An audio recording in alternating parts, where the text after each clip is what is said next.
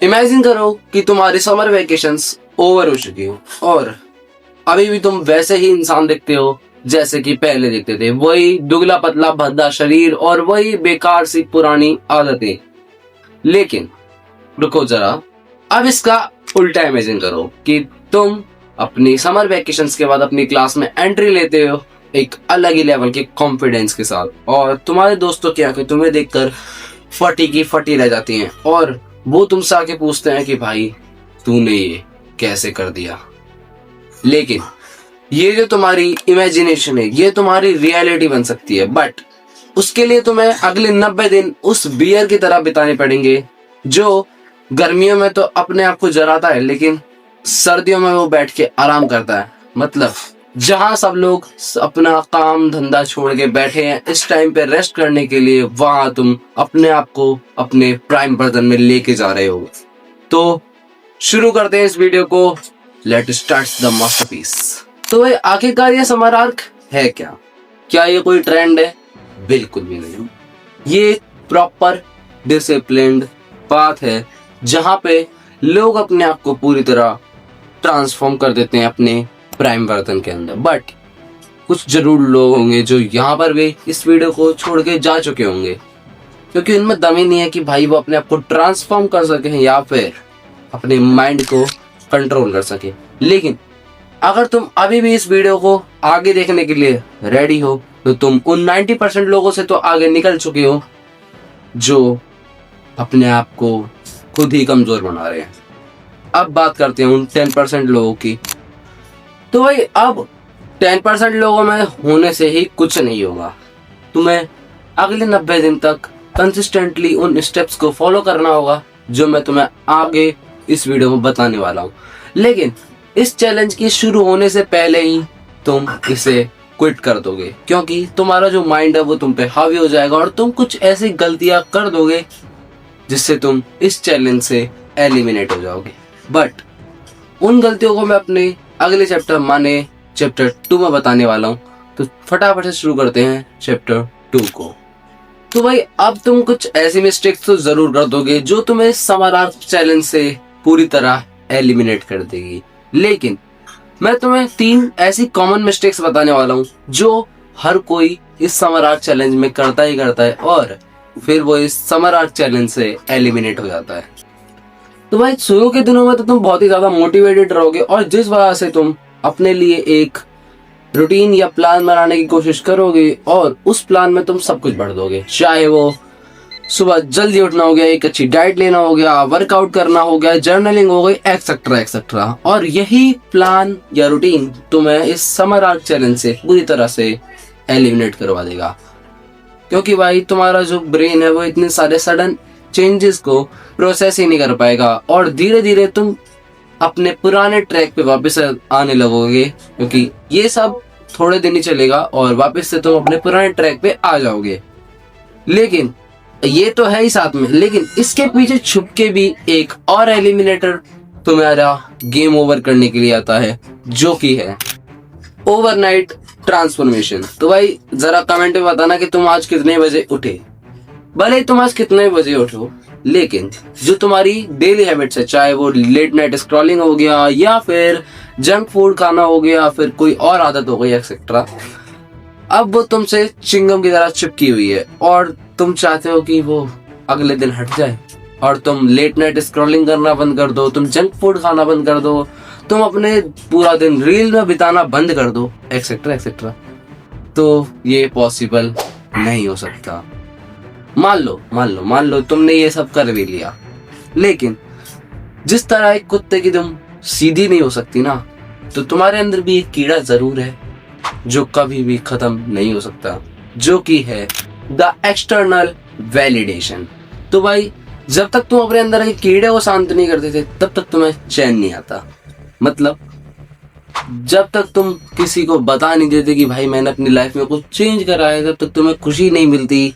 और मान लो गलती से तुम्हें किसी ने इग्नोर कर दिया तो तुम्हारा मोटिवेशन खत्म और तुम उसी समय इस समर आर्क चैलेंज से एलिमिनेट हो जाते हो और फिर तुम्हारा गेम ओवर।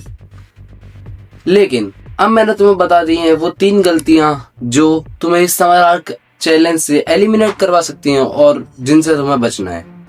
अब चलते हैं उन 5 गोल्डन रूल्स की तरफ जो तुम्हें इस समर आर्क के एंड होने तक तुम्हारे प्राइम वर्जन में पहुंचा देंगे और तुम अपने बीस्ट मोड को एक्टिवेट कर चुके हो। तो late started the chapter number 3 the golden rules. तो भाई अपना पहला रूल है द विलन ऑरा ऑडिट। मतलब इसके नाम पे मत जाना, इसके काम पे जाओ। इसमें तुम्हें क्या करना है, तुम्हें इस समर आर्क में हर हफ्ते के एंड में